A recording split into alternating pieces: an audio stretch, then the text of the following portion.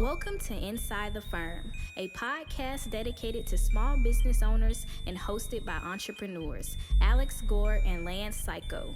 Each week, they take you on their journey of how to start, run, and grow a business by bringing you inside their architecture and real estate development firm. Get a behind-the-scenes tour of how these business leaders manage their clients and foster company culture while creating new and innovative projects. And now your hosts, Alex Gore and Lance Cayko. Welcome to another edition of Inside the Firm. We have a great show for you today, talking about how to design a world-class architecture firm and then where the economy is in 34 charts. We're going to breeze through a lot of them. Ooh, cool. And only We go love to the, charts. Yeah, go to the great ones. First off, speaking about just where the economy is going and where your firm's going, go check out buildabetterco.com. Buildabetterco.com. Get the 5 shifts to increase your profit. Guaranteed that is going to shift your mindset into creating a better firm. That presentation, buildabetterco.com. If you can't find the product data you're looking for, that's because you might have used the wrong search engine. Broad searches result in consumer products, out-of-date information, and websites that hide or don't have the information you're looking for. If you need specifications, CAD or BIM, arcat.com is your search engine. Find and download the up-to-date data you need fast. arcat.com is free and requires no registration, so try Arcat today. That's ARCAT.com. Check them out. Before we get in, do you have the sniffles too? Well, so I've been battling this sickness for about a week. So just everybody knows we missed the show last week because I was sick. I just wasn't going to bring it into the office. So I kind of a little bit, it's still just a little congested up there. Gotcha. And you can hear my voice is a little gravelly today, but maybe people like that. There we go. I got the same thing, Yeah. but I don't have the beginning of your sickness, just the end of your sickness. Okay, good. You're more of a man than me. You heard it here first. Breaking news. Put it on the ticker. Al, more of the man than Lance Gore. So I started reading this awesome book that I highly recommend anybody who owns a firm, even if you're one shop firm. I think with the introduction of BIM into the industry, and what it's called is, for everybody terrestrially listening, it's by Patrick McLeany, fellow of the AIA, which Al had on the show once. I think he's going to try to have him on again. Yep. Designing a world-class architecture firm, the people, stories, and strategies behind HOK, it's just phenomenal. It's like, for me, it's like super riveting. And me and Al were talking. When I was walking through the airport yesterday, I was just gushing over the book so far. I read through the first 3 chapters, and we were like, man, it's really niche. Like, it's super niche. And Al was like, yeah, it's even more niche because if you think about it, it's only going to appeal to so many people in the architecture community too, right? Yep. So I've suggested this to Lance when I was probably halfway through, probably like a month ago or something like that. And I absolutely loved it. And Lance and I's taste on videos, movies are opposite. Pop so culture, yep. Yep. Like, so I'm right, he's wrong. Like, that's how it goes. Al, he's always right, Gore. Books we're pretty good on. Books we sync up on. Yeah. But I extremely loved this book. And then Lance called me last night. He was coming back from Fargo, and he's like, I'm addicted to it. Like, it is that good. So good. This is why I'm saying that, is that if you are in any leadership position of the firm, Hacker. I'm pretty sure you're going to like it. Yeah. It's pretty solid recommendations. It's really good, yeah. So, at the end of chapter 1, they kind of summarize it, and I was going to read. There's about 8 points, and I started giggling on some of these points because I'm like, wow, that was not us. That is not us. Like, here we are, not failing, year 14 of F9's existence, basically, which is a long time for, like, we're double the usual startup, you know? Sure. And so we're not a startup anymore, but I was reading this and thinking, like, wow, half of these we didn't do. But that's okay, right? I mean, you're not going to line up with this book 100%, and you're going to think about, it's going to challenge you to think about, like, okay, what is the difference here for me, and why did this still work for our firm, and all that kind of stuff, right? But out of these 8, this is the point. they didn't do them right away. That's the point, is like, oh, when we did this, now it was successful. So make sure you do this. Yeah, it's like what we do on the show, where we're telling you about the failures, and then hopefully you guys learn the lessons that we had to learn, but without having to go through the failures, maybe, right? Mm-hmm. So number 1 was hire and keep talented people long term. Otherwise, time and money you invest in training them is a waste. Service businesses like architecture are only as good as the people. I like to think we've done that. Yep. I like to think we can hold on to. We don't have a high turnover rate here at all. But there's some coming up where I'm like, what? So, and then number 2, consider carefully before you lay people off, because you lose not only staff members, but also their reservoir of knowledge. Makes sense? Secure your next commission before your current project ends so that you can plan your firm's future and stop the stressful boom and bust pattern. And just so everybody knows, the reason why one of the partners, and I think it's the H, right? The H, Helmuth. His dad is the one who ran a firm. Oh, yep. And went boom and bust. So his reaction was I was like, ooh, I resonate with Helmuth a lot, because that's why our reaction to being laid off in the Great Recession was we wanted to make a recession-proof firm. And he go in his like kind of this 24-page, I think, like sort of a white paper that he made. It's like how to design a depression-proof firm. I was like, oh man, the parallels. Yeah. So good. Yep. So good. And the strategy is the same as ours. Be as strategic, be diverse in practice as possible. Try to do as many different typologies as possible. Like embrace them. So it's sort of, and you can still niche in that way, I think. And the big difference between us and them is they were going after bigger projects right away. Yeah. And they had a strategy of each project is basically led by 3 different people: a design architect, a technical architect, which means doing all the designs, the details. Think about CDs and DDs, yep. And then a project manager architect, right? And they all have distinct roles, because that manager is managing, okay, how much time are we spending on it? How is that? Is it profitable? Is it not profitable? What subs do we need? Where are they doing it? What is the client expectations, timelines? Everyone knows, like, then the technical architect, there's all that stuff. And then the design architect, that's a huge portion in itself right there. Yeah, yeah. And it's fun to see how they evolve over time. Yeah, and because I'm only on chapter 3. Yeah. I'm only on chapter 3. Let's see here. Number 4, assign 1 leader to full-time marketing to win new work so other leaders can focus on designing and delivering work. If you can afford to do that, sure. Like Al and I have had to. So one of the things I was asking Al after and just talking about it yesterday was, I go, which one of the 3 principles, the H, the O, the K, do you think you are, or do you think you're a combination of all 3? And I was like, well, we had no choice but to be a combination of all 3. And maybe we, obviously we have changed methodologies and pivoted in certain ways. So maybe we'd eventually pivot in the kind of, I don't know. But if you're a small firm like ours, by the way, the average firm, I guess, is 8 people, and it still is. That was news to me. That number stuck out. Yep. And could I go a little bit? We'll go inside the firm here. How do you do all 3? How do you be the production architect, the managing, and all that? Basically, sales, design, execution. That's the 3 different principles. Yep. And I'd say it's not always perfect, but think about this with the project, the technical architect. We're not doing the work, we're redlining the work. We're not doing the work, we're redlining the work. Yep. The design, sometimes we are in the beginning and then passing it off. Sometimes we aren't even in the beginning. And then the sales and marketing, we are the sales team going out and doing that. I would say in the marketing in the beginning, especially with making the website, that was more me. But now we have people do that for us. We have.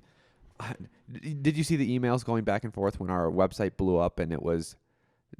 You were copied on those, right?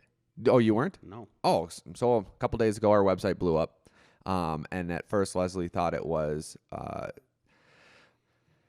this part of the technical aspect of the website, but apparently it was a hosting website, and it was all of our talk about. It's like, man, it was much more simpler when it was me doing it on the simple website, but we had a lot less options. And a lot less reach. Yep. But the problem is once you have a lot more options, there's a lot more things that can go wrong. Yeah. So anyways, It would have took me like 4 days to figure out what was going on. It took her like 4 hours. And the website was back up. So. Yeah. Good deal. Thanks, Leslie. Yep. Way to crush it. Number 5, don't rely on marketing alone. Good design must be in place too, and is key that will sustain that practice. Number 6, develop a professional public relations program to bolster your reputation and your marketing. Number 7, diversify your practice by expanding into multiple cities, developing multiple services, and embracing multiple building types to recession-proof your firm. Number 8, organize your practice around leaders such as design, production, marketing, and management because it's more efficient than if every leader does everything. But I swear there was one where it was something where he says, if you're going to start... There was a... Maybe it's in the second chapter at the end. Let me look here real quick. Gosh. Yep. It was one statement where I was like, whoa, we did not do that. Oh, perfect. Yeah, it's this one. Let me just jump into this. Chapter 2. The one bullet point in chapter from the end of chapter 2. We'll do a deeper dive next episode. Number 1, open shop in a location where you have deep connections. Then emphasize the name of the founder who has the most local contacts in the area. We had no connections hardly. Like maybe 1 or 2. Yep. That was it. But it thinks about, let's say we are going to expand, right? This is some of the lessons too. Like, okay, that's a great one. Mm-hmm. But I don't know what the threshold is. Maybe it's 20 people. Maybe it's 22, 24 people. Maybe it's 26. Maybe it's 30. And then you really establish. I'm just gonna make up something right now. Like Al is head of marketing. That is his goals. Lance is at the end all be all for quality control. Yep. For production. Yep. Right. And then I'll just say Ross is project management. You know, like there might be a level where maybe that's not all of their stuff, but like, hey, the buck stops with you. Implementing, iterating, making it work better. You are the leader of that area. Mm-hmm. Right? Yep. I'm with you. What do we got next, Al? Okay, let's look at the economy in 34 charts. Oh, I got to turn that TV back on so I can see what's going on. Yep. The article is, Yahoo. once it starts blinking up, is Yahoo Finance Do you chart find the Yahoo stuff because you're still a Yahoo guy? No, just because Yahoo Finance, I think it's one of the greatest conglomerated of It Yahoos. is good. I don't disagree. The content you find is great. I'm just wondering. Al's always been a Yahoo. Dude, you were Yahoo before you were Gmail. That's all I'm saying. Yep. Okay. So this is 33 charts to tell the story of the market and the economy. Why did I say 34th chart? Because he's dyslexic, and it's hilarious. That is true. Because I have a secret 34 chart later. Okay, That's why. cool, That's cool, why. So an update disinflation forecast. So this is just a chart that actually points that they have a 2.5 target that they're going for, and it's actually going down from over 4%, and it's going down. They had a prediction, and it's actually going down more than... The economy is going to be on fire by the end of the year. It's going to be unbelievable. I know it. No, it's so funny. I'm so optimistic this year. I had Kermit Baker. Yeah. Did you listen to that one? Not yet. I need to cut it over the weekend. Sure. So is it going to be... It will be on Mondays. It will be Monday's episode. Yes, exactly. Kermit Baker of the AIA, Al had on here. Yep. He was predicting that they're not going to lower it until they need to, and there are certain conditions of what they need to do, what needs to happen for it. And it looked like the summer. But if this chart is true and the actual is projecting down, can we just follow this to when this hits past 2 point, when it's at 2.4? Mm-hmm. That is, man, January, February, March? Whoa, really? That's pretty quick.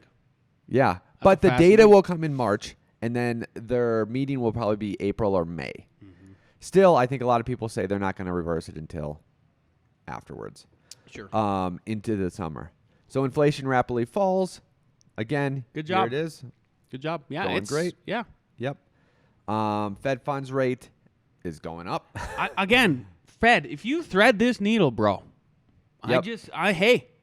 Yep. I can't believe it, but I am believing it. We've been talking about it for since pretty much 4 years now. Pretty much 4 years since 2020. Can they thread this needle? This is how it relates. The housing market is pulling the core PCE higher. This relates to us. I was meeting with a bar/restaurant owner that has a bar restaurant in an Old Town neighborhood. And obviously, part of the neighbors are fighting. He wants to make a place where in winter they can come because they sit outside in summer, but there's not enough space in winter because it's cold and snowy in winter. And a bunch of his neighbors are going to fight him. And I said, it's funny, we're reading the pattern language. And like, what are the tenets? Like, if you literally do any urban design and ask any urban design professional and say, hey, inside a neighborhood, should there be like little shops, little restaurants that people can walk to and go to? They're like, yeah, that's literally 101. 101. Yep. 101. Yep. Besides, yeah, exactly. So anyways, there's going to be this big fight, and we're going to have to do all this stuff to make this happen. And I told him, like, hey, if you don't fight the good fight, who's going to do it? Who's going to do it? So why I'm relating it back to this is that it's not just interest rates that are affecting housing price. It's about creating a monopoly and limiting supply through bureaucracy that's making, right? Yeah. So who's going to fight the good fight? I think we should fight the good fight. Yeah, somebody's got to do it. Yep. Look how optimistic Gore. I love it. Keep going. Yep. Okay, let's go. There's a bunch of S&P things, which stocks, which is not ever good. It's not the best reflection at all, hardly, about the real economy. You know, the blue collar to white collar every day. How are people in America doing? Yes. And they buy things, right? It's driven by consumer spending. Yep. Because I know this because I got laid off and essentially a lower employee, and I relate a lot to the blue collar too. They're like, oh wait, am I going to lose my job because these stoinks are going up or down? Like, why are we talking about my livelihood based on these stoinks? Yeah, you know? It's a funny term. Okay, let's go down. Come on, populate. It'll come. What the heck? Who's screwing around with the graphics here? It's my computer. I don't think my computer is a little bit, computery. But I will come back to this. Yeah. And basically the one chart that I wanted to. Hey, there it's working. There we go. Okay, caught up. Consensus has underestimated U.S. economic growth. Yep. So it's actually better. Yep. We're doing better than Japan and the Eurozone. Hey, good job us. Yep, good job us. Immigration boosts labor participation. And the one I wanted to really talk about here. I want to look up. There was somebody. While you're doing that. Yeah, go ahead, Bees. Somebody was telling me that we're actually producing more oil now than when Trump was in office. And I don't know if that's true, but oh my God. Do you have a graph to pull up? Oh my God, we're crushing. Yeah. I don't have a graph to pull up. I do have a graph. All I did is here's what I'll just tell everybody what I Googled. Yeah. Oil production chart, and then it's the first website that comes up, energyinformationadministration.gov. And yeah, oil production is way up. Like we're producing right now. We're producing what they're saying is about 13,308,000 barrels per day, which is a lot. Which means, yes, it's true. The Biden administration, holy heck! So the last big peak we had was in before it dipped like crazy during COVID was January 2020, right before Biden took over, and Trump was done. 12,850,000 barrels per day, and Biden. Thank you, Joe Biden. Thank you, Biden. You heard it here. Thank you, Joe Biden. Yep. Appreciate so that. it was at how gas. much? What was the highest before? It was at right below 13,000 barrels per day, whatever they call it. Like a lot, you know. Yeah, probably million barrels a day. You know what I'm saying. Yeah. 13,000 million barrels per day. And now it's above. Now it's at 14? It's above 13. Okay. It was right below, now it's above. Gotcha. Yep. From administration to administration peak. Yep. He's crushing it. He's crushing it, everybody. Yep. Awesome. That's got to help. And come on, energy drives everything. It's got to help. Oh, it does. It does. Okay. So everything is looking good with these 33 charts.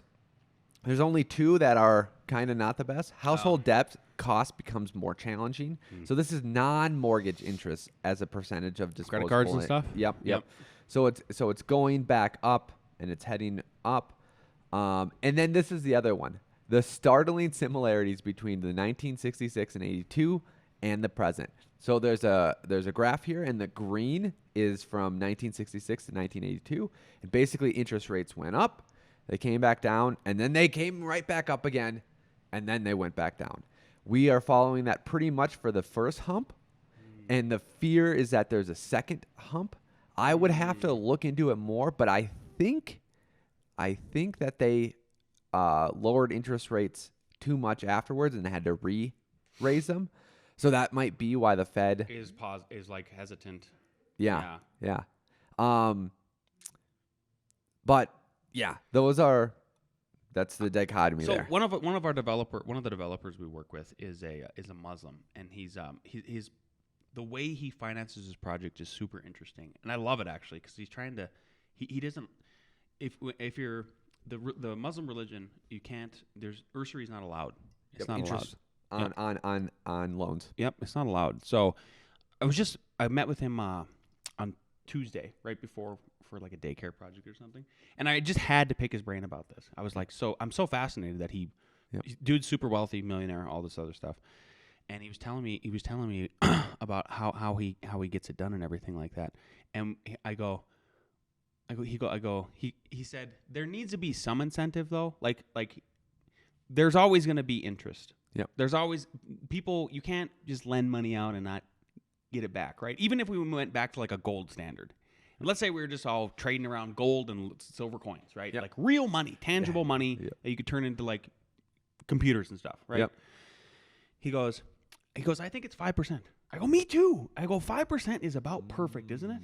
He goes, I like 5% because it doesn't allow the stoink people, right? Yeah. The gamers, it's like stock market investing is legalized gambling. It essentially is, right? Yeah. And he goes, it doesn't allow them or the banksters or any of these people to just get rich off of not producing anything, right? Because they're like something tangible and truly useful to society, right? Like buildings, infrastructure, all that kind of stuff, right? Products, Tesla cars, whatever. Yeah. He goes, but it still is enough interest to give people like that incentive to lend out money and keeps things going in that kind of way. Yeah. So what I'm getting at is, here's what the Jerome Powell, what's her name? Janet. Janet, if you're listening, just make it so mortgages are 5% for like a while. Like what I'm getting at is with your chart here is like, don't overcorrect again. Yeah. And drop it too low and then throw us into a 1982 style recession, right? Where we have this high inflation and all this. Okay.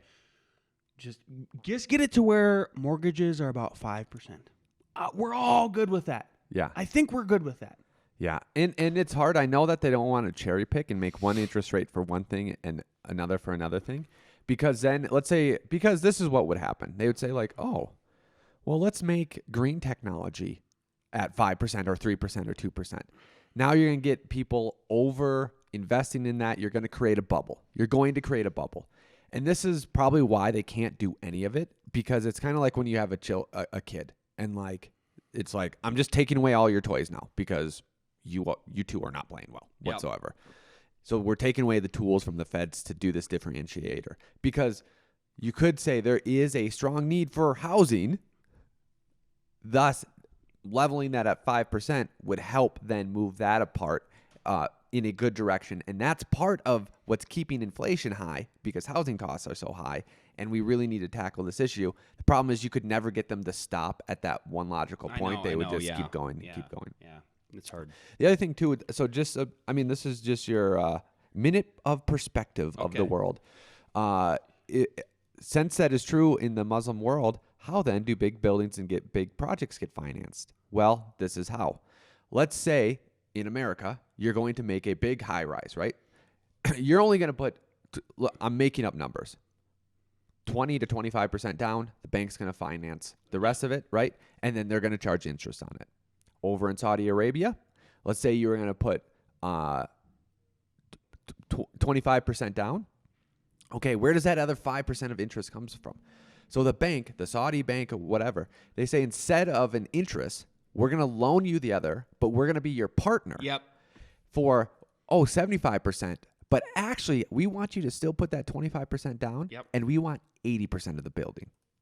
So that's how they That's get how their. it's done. Yep. Yeah, and You described exactly how he described it to me. And now what I loved about it, he's like, it keeps everybody honest and in the game together. So it's a team effort. Yeah. And nobody's trying to pit each other against each other. Well, I never thought about it this way. Like, okay, bank, now you own 80% of the project. So there's always been in my head, if a project fails, banks don't want projects to fail here because they don't want to sell it on the open market, and normally they don't really get that much money, right? But in this other scenario, like, who are you going to sell that project to? Yourself? Like, who's big enough to buy that? So you should be very aware if this is going to work or not. Yep. Yeah. All right, what do we got Okay, next? the last 34th chart. Oh. One chart shows why big tech earnings are critical for the health of the market rally. Here's the one chart. Lance, what is this one chart? 6 companies expected to lead S&P. Oh my gosh, it's alphabet. I was gonna say it's all the alphabet stuff. 6 companies expected to lead S&P 500 earnings: Amazon, Apple, Google, Meta, Microsoft, and Nvidia. 53.7% their earnings. Other 494 S&P 500 companies, negative 10.5. I'll let you go, but I have to say this point here. This actually is very illuminating to me. The alphabets, the tech companies are bringing in all this profit. That's all good. No problem with that. Negative 10%. The normal, just think about every other company. Companies that make energy, companies that make roads, companies that make cars, like, they're actually down. Lance, they're actually down. And I know how much of our world is in the computer. Yep. And I understand that. But a lot of our world is also brick and mortar. So when everyone says there was 33 charts of how awesome the economy is, yeah, and that's led by the computer world. There's another side of the world that is struggling. Yeah. And it's the other 490. That's all I was going to say is this is exactly why the S&P or the stock market is not a real good reflection of the real economy. Yeah. That affects everybody every day. So Yep. take that for granted. So, okay, what do we got next? I don't know yet. We got A.R.E. Jeopardy. Let's bring down the team. Let's go.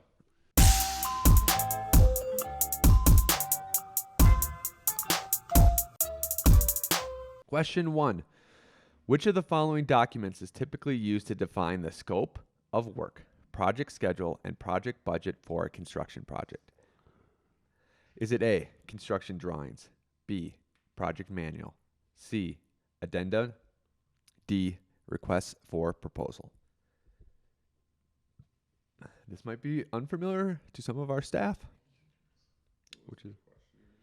Which of the following documents is typically used to define the scope of work, project schedule, project budget for a construction project? Construction manual, project manual. Construction drawings, project manual, addenda, or request for proposal.